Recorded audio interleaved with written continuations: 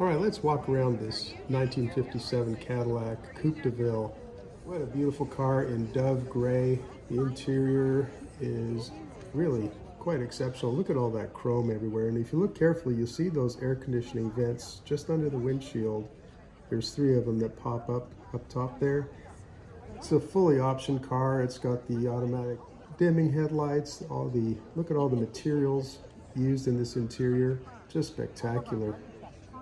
This car would have the 364 cubic inch Cadillac engine. It's got the gold emblems for Coupe de Ville.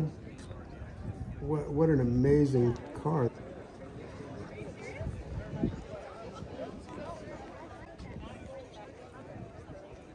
There's a two-door hardtop. The design, the forward-leaning fins at the back, everything about it is just beautiful.